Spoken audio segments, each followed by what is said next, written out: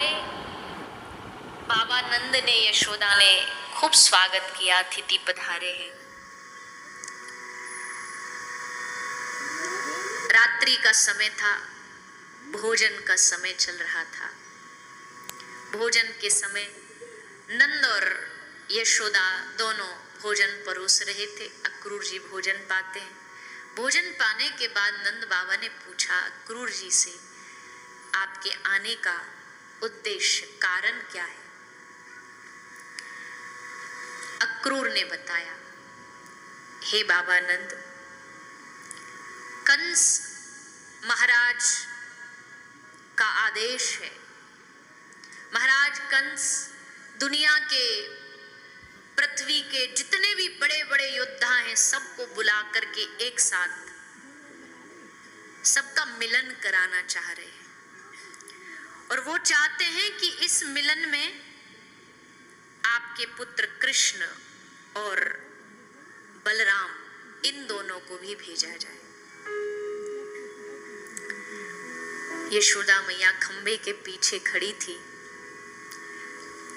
हाथ में एक पात्र था पानी का, जल का। और जैसे ये बात सुनी कि अक्रूर आया है, किसको ले जाने के लिए? कृष्ण को ले जाने के लिए, तो मैया के हाथ का जो बर्तन है, जो पात्र है, वो नीचे गिर गया। और माता यशोदा अपने हृदय के बांध को बांध ना पाई, रोक ना पाई। भागती रोती रोती मैया अपने कक्ष में चली गई। कृष्ण खेल के वापस आए।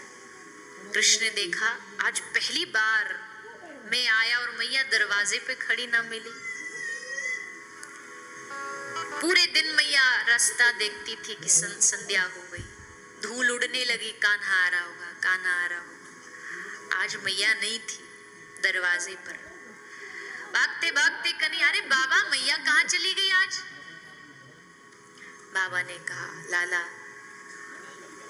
तेरी मैया कक्ष में बैठी है, सैया पर सोई है। ये कोई सोने का समय मैया का? क्या हो गया? स्वास्थ्य तो ठीक है। बोले लाला तू जा करके पूछ ले। भागे भागे कृष्ण गए। माता यशोदा सैया पर पड़ी पड़ी रो रही थी। कृष्ण ने जाके मैया को, अरे मैया तू काय को रो रही है? तेरा इतना सुंदर लाला है, इतना प्रेम करने वाला पुत्र है, फिर काय को रोती है? मैया यशोदा ने कहा, तू जानता है ना अक्रूर क्यों आया है, और तू इसलिए मुझे अपनी चिकनी चुपड़ी बातों में फंसाने की कोशिश कर रहा है। पर हे कृष्ण कन्हैया, तू नहीं जानता लाला, यशोदा मैया तेरे बगैर एक पल भी नहीं रह सकती। अक्रूर कहता है कि तुझको मथुरा लेकर के जाएगा। कृष्ण, ये ब्रज एक पल भी तेरे बगैर जी नहीं सकता। ये ब्रज कैसे जिएगा? ठाकुर जी ने कहा, मैया तू तो ऐसी बात कर रही है जैसे मैं कभी आऊंगा ही नहीं क्या? अरे आज जा रहा हूं, परसों वापस आ जाऊंगा। कल का उत्सव मेला देख करके मथुरा भी देखाऊंगा। मथुरा में सुना बड़े अच्छे अच्छे लोग रहते, बड़े पैसा वाले लोग रहते। अब मैया तू ही तो कहती है कन्हैया तो को बड़ो है कि या ब्रज को राजा बननो है, ब्रज को संभालनो है। अब मैया या ब्रज में ही रहो तो मैं ना तो पढ़नो सीखो, ना मैं कहीं ते मिलनो सीखो, या ब्रज में रह के तो मैया मैंने चोरी करवी सीखी है। अब ने क्या ब्रज ते बाहर जाऊंगो, बाहर के लोगन को देखूंगो तो कुछ गुण आएंगे। और मैया तू काहे को रो रही है? कौन सी बड़ी बात है? मैया परसों वापस आ जाऊं। यशोदा मैया जानती है, माँ का हृदय न तो पता है कि ये कह रहा है परसों वापस आ जाऊं, पर माता का मन कहता है कि यशोदा आखिरी बार अपने लाला को जितना निहार सकती है निहार ले। उसके बाद ये दिन वापस आए ना आए पता नहीं। माखन निकाल के लाई यशोदा मैया अपने हाथों से और लाला को खिलाया। ये आखिरी बार था जब कृष्ण ने माखन खाया। क्योंकि ब्रज से बाहर ठाकुर जी कभी माखन नहीं पाते, ब्रज में माखन पाते। यशोदा माखन पवाती जाती है और रोती जाती, कृष्ण आंसू पोंछते जाते, समझाते। पूरी रात यशोदा मैया सोई नहीं, पूरा ब्रज रात्रि को सोया नहीं। सारा ब्रज, ब्रज के लोग, यहाँ तक कि गैया, पशु, पक्षी सब नंद महल के दरवाजे के बाहर खड़े हुए। हम कृष्ण को नहीं जाने देंगे, हम नहीं जाने देंगे। जनता की आवाज बनकर आ रहे हैं अर्जुन कपूर। जनता कुछ नए टैग्स लाई और शायद लोग ये जानना चाहते हैं कि हम क्या असली में आपको देख रहे हैं या आपको एक किरदार निभाते रहे हैं। योगेश, आप उभर के आ ही नहीं रहे, आप हो कौन? आज किसी एक को मिलेगी पावर ऑफ टर्मिनेशन। जिसकी जर्नी टर्मिनेट होनी चाहिए वो है Welcome to the lockup.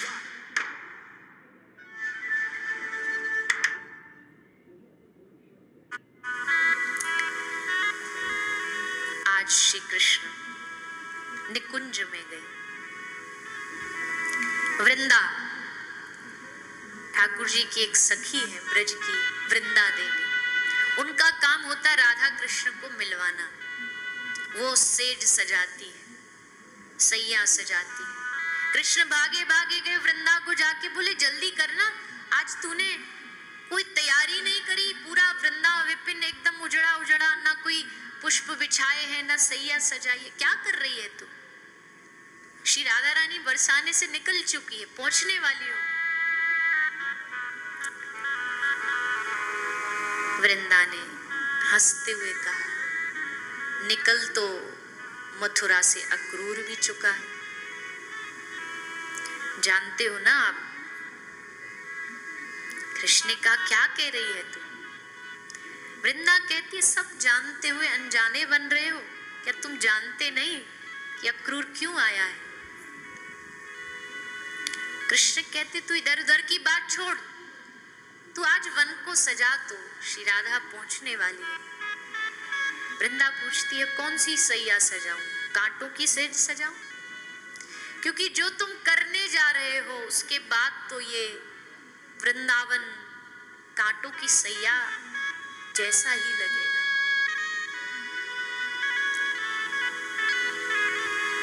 Krishna ने कहा, वृंदा तू तो समझ सकती है, मुझे दैत्यों का संहार करना है, मुझे अपने अवतार का कारण पूरा करना है। वृंदा ने टेढ़ी नजरों से देख के कहा, अच्छा बड़ी चिंता है तुमको दैत्यों के संहार की, लेकिन तुम्हें इस ब्रज के लोगों की चिंता नहीं है कि जब तुम चले जाओगे तो इस ब्रज को कौन बचाएगा? तुम जानते हो ना कि तुम्हारे जाने के बाद इस वृंदावन में आंसुओं की बाढ़ आ जाएगी। उस बाढ़ में जब ये वृंदावन डूबेगा तो कौन बचाएगा? बस बातें चली रही थी कि इतने में आवाज आई राधा रानी की, कहाँ हो श्याम सुंदर, कहाँ हो प्यारे? कृष्ण ने अपने आंसू पोंछे। आई श्री राधा रानी पास और वृंदा कहती है, जाओ कह दो, बता दो। आ गई श्री राधा रानी। कृष्ण हाथ जोड़ के वृंदा से कहते, वृंदा मैं ना कह सकूंगा, मैं बोल ना पाऊंगा, हमारी आखिरी भेंट है।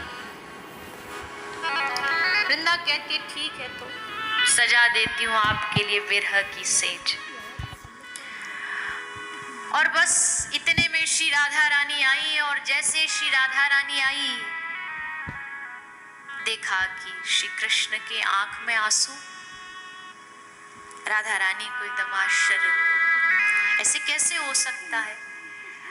लगता है मैं जो बार बार मान करती हूँ, बार बार रूठ जाती हूँ, इससे नाराज हो गए मेरे श्याम सुंदर, दुखी हो गए, इसलिए रो रहे हैं। आज तक तो आपको कभी ऐसे मैंने देखा नहीं रोते। रोना बहुत बार देखा है श्री जी के विरह, पर आज ये आंख के अश्रु कुछ कह रहे हैं, क्या बात है?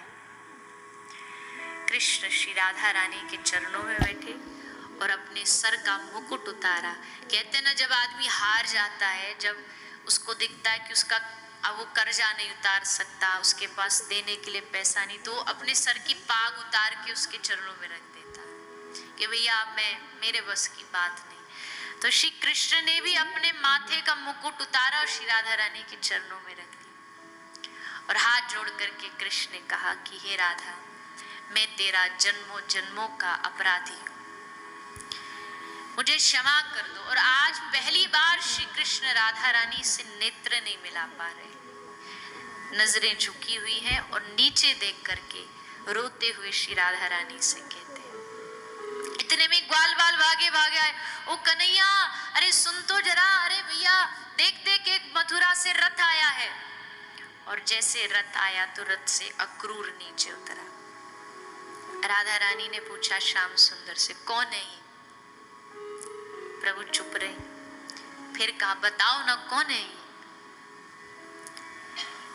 कृष्ण ने कहा कोई नहीं। श्री राधा रानी कहती अरे मुझे नहीं बताओगे? साथ में वृंदा खड़ी है, कहती है हाँ बता दो ना कौन है, कह दो ना अक्रूर आया है मथुरा से, और ये भी बता दो कि तुम व्रत छोड़ करके जा रहे हो। जैसे श्री राधा रानी ने सुना तो एकदम स्तब्ध हो गई। क्या कह रही है वृंदा? सच्ची तो कह रही हूं, नहीं यकीन हो तो पूछो इनसे जो तुम्हारे चरणों में बैठे। ये वृंदावन छोड़ करके जा रहे हैं और कभी ना लौटेंगे, ये भी हमको पता है, क्योंकि एक बार जिसको शहर के वैभव का रस लग जाएगा तो हम गांव के गवार लोगों से उसको क्या लेना देना। जैसे वृंदा ने कहा, पूरा वृंदावन रो उठा कि श्री कृष्ण जा रहे हैं। राधा रानी ने अब भी नहीं माना। राधा रानी ने सोचा ऐसे ही सखियां कभी कभी रस बढ़ाने के लिए विनोद करती रहती हैं। चुपचाप वो घर आ गई वापस कि ये सब बेकार की बातें। राधा रानी ललिता से कह रही है, देखना ललिता आज वृंदा ऐसे ऐसे बोल रही थी, कृष्ण जा रहे हैं। अरे कृष्ण कभी छोड़ के जा सकते वृंदावन को? वृंदावन तो उसका प्राण है, वृंदावन तो उनका मन है। ललिता का हृदय एकदम जल रहा है कि इसको कैसे समझाऊं कि ये मजाक नहीं है, ये विनोद नहीं है, कृष्ण वास्तविकता में जा रहे हैं। राधा रानी कहती चल मेरे साथ नंदगांव चल, अभी ये बात झूठी साबित कर देती हूँ। यशोदा मैया को पूछूंगी, यशोदा मैया एक क्षण में बता देगी कि ये कन्हैया बार बार नाटक करता रहता है। हाथ पकड़ करके श्री राधा रानी ललिता को लेकर के नंदगांव पहुंची। एक रथ भी खड़ा है सामने, लोग खड़े हैं नंदगांव के महल के बाहर। अक्रूर को देखा, अरे तो वही आदमी है, वहां मिला था। पूछा कौन हो तुम? अक्रूर ने कहा मैं कृष्ण का काका अक्रूर। फिर राधा रानी ने देखा, पहले तो नहीं देखा तुमको कभी, यहाँ पहली बार आए हो? हाँ, क्यों आए हो? मैं कृष्ण को लेने आया।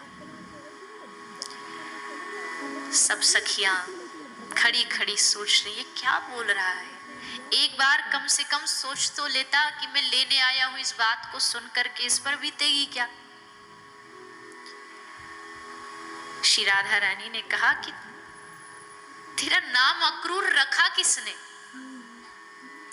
अरे यथा नाम तथा गुण, तू अक्रूर नहीं है, तू तो क्रूर है। तू हमारे प्राण धन को हमसे छीन करके ले जा रहा है।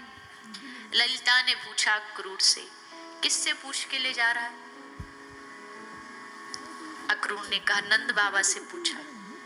और किससे पूछा? यशोदा से पूछा। गोपियां चिल्ला उठी, हम गोपियों से पूछा?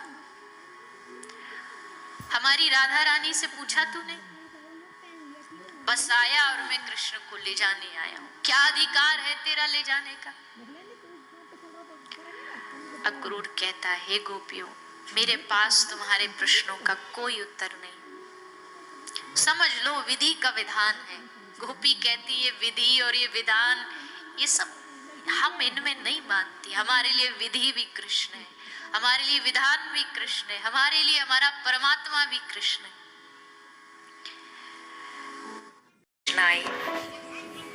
रथ पर बैठे, रथ पर बैठकर रथ चलने लगा।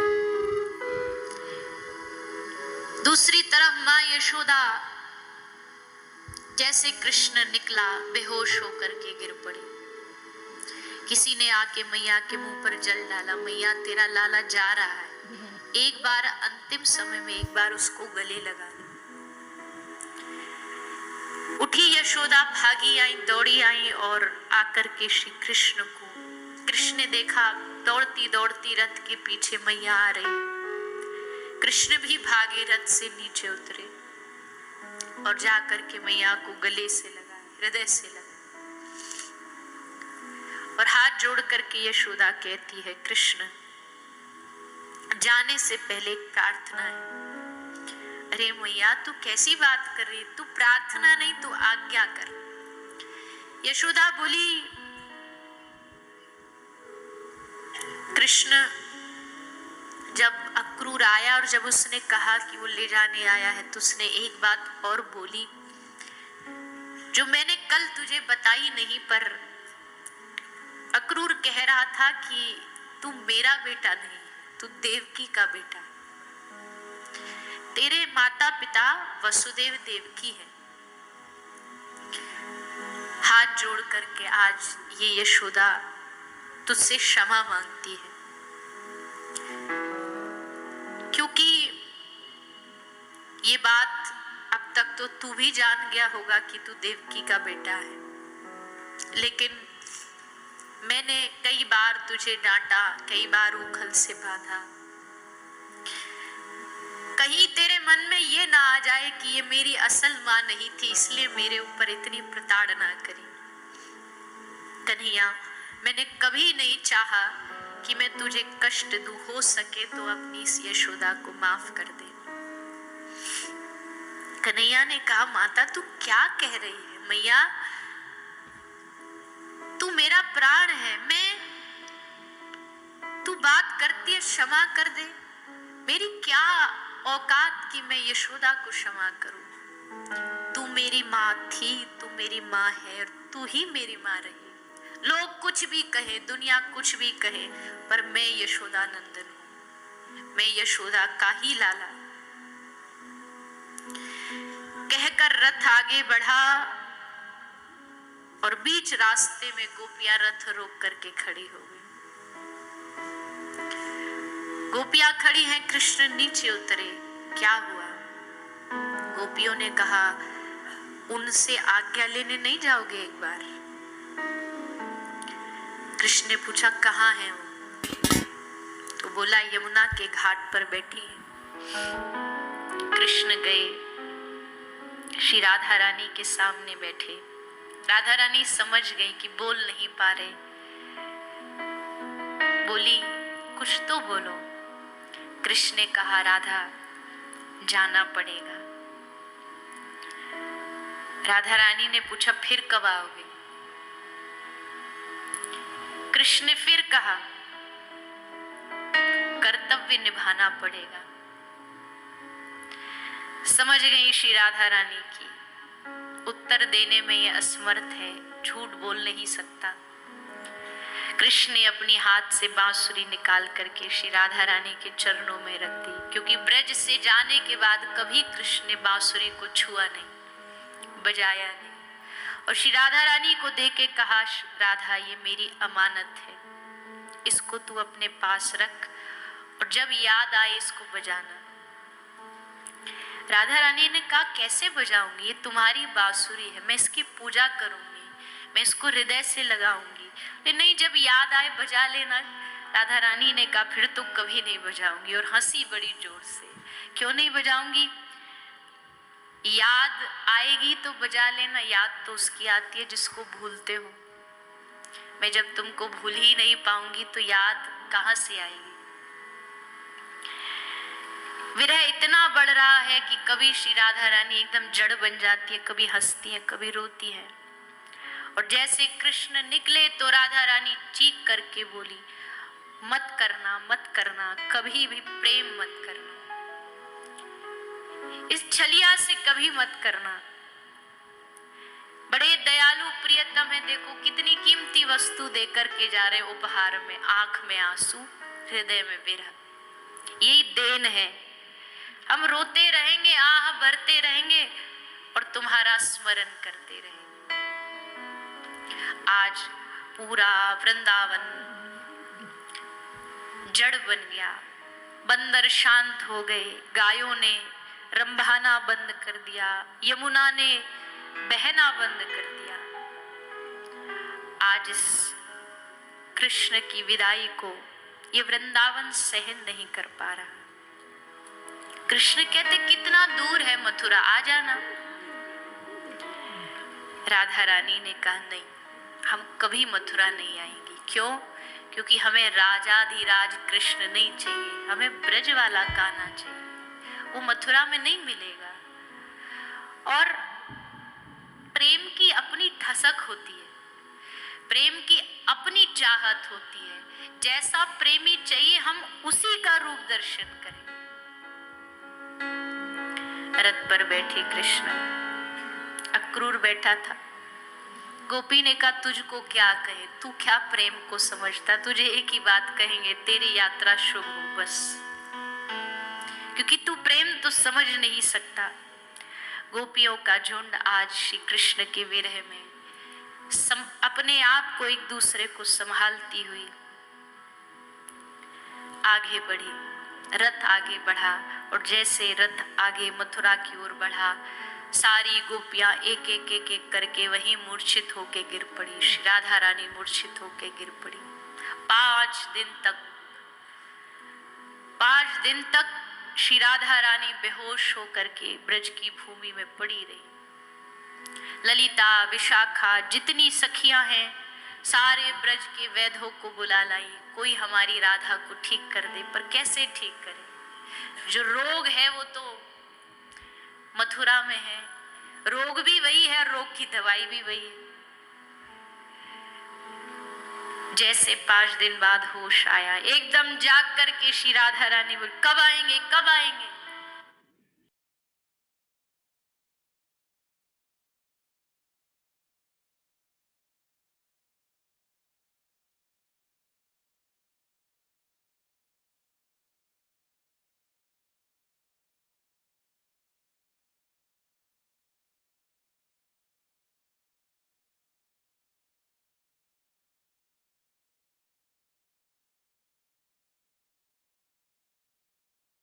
₹410 हर महीने से शुरू होता है।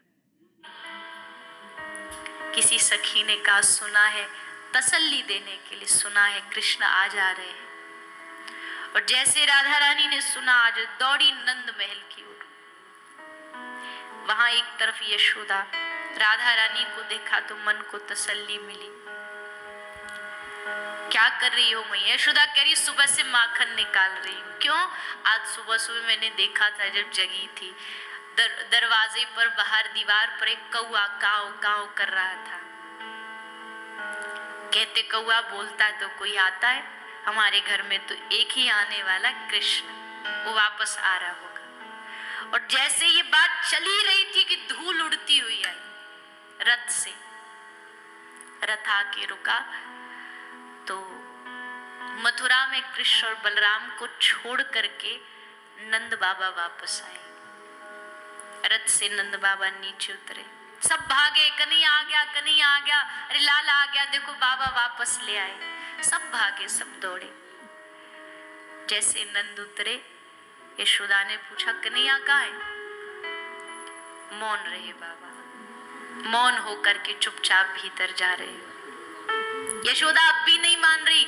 यशोदा कहती मैं जानती हूँ उस नटखट को, आके कहीं कमरा में छुप गया होगा, कक्ष में छुप गया होगा मैया को सताने के लिए। अभी अभी माखन निकालूंगी, देखना कैसे महक को सूंघते भागा भागा आएगा, दौड़ा दौड़ा आएगा। अभी स्नान करो, पात्र लिया, बर्तन लिया, स्नान की तैयारी कर दी। लेकिन तब बाबा आए और हाथ पकड़ के यशोदा को कहा कि यशोदा, कन्हैया वापस नहीं आया। चारों ओर यशोदा की आंखों के सामने अंधेरा छा गया। श्री राधा रानी वहीं खड़ी थी, मूर्छित हो गई। एक ही आशा बची थी कि जब कृष्ण आएंगे, जब बाबा आएंगे तो उनके साथ में अपने साथ कृष्ण को लेकर के आएंगे। यशोदा धैर्य नहीं बांध पाई, नंद बाबा को सुना लगी उल्टा सीधा, अरे कैसे पिता हो तुम, कैसे अपने लाला को छोड़ाए? क्या तुमने सुना नहीं अपने पुत्र के विरह में महाराज दशरथ ने प्राण त्याग दिए थे, तुम कैसे जीवित हो अभी तक? नंद बाबा ने कहा, यशोदा जानती है क्यों जीवित हूं? क्योंकि कृष्ण ने मुझसे वादा किया है कि बाबा एक दिन मैं वृंदावन जरूर आऊं, और जब आएगा वो यशोदा तो ढूंढेगा कि मैया कहाँ है, बाबा कहाँ है, गोपी कहाँ है। और अगर हमको जिंदा ना देखा तो सोच हमारे लाला पे कितना कष्ट होगा। इसलिए यशोदा हमको जीना पड़ेगा, अपने लाला के लिए जीना पड़ेगा, उसके इंतजार के लिए हमको जीना पड़ेगा, आशा रखनी पड़ेगी। अब ये ब्रज नहीं रहा, यहाँ जो आनंद बरसता था, यहाँ जो हर रोज प्रातः होते ही प्रेम की वर्षा होती थी, कृष्ण के जाते ही ये वृंदावन निष्प्राण हो गया, सूख गया। आज श्री श्याम सुंदर ने एक अद्भुत लीला की, राधा रानी की प्रेम परीक्षा करने आ गए। ये देखे तो हमसे कितना प्रेम करती है, तो परीक्षा करने वृषभान भवन में पहुंच गए। क्या बन के? एक गोपी बन के, एक स्त्री बन के पहुंच गए।